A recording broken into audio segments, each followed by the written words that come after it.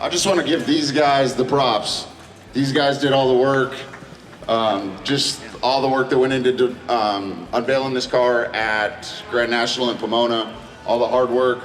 Jose Razzo, Michael Pitney, Marquise Esparza, I don't know, I could never say it right. Stuart Silas, that's my daughter Georgia.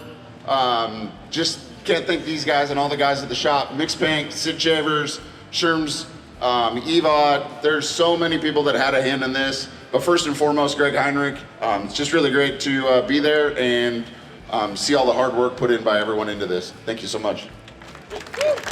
Thank you. Congratulations to our winner and all the rest of the contenders.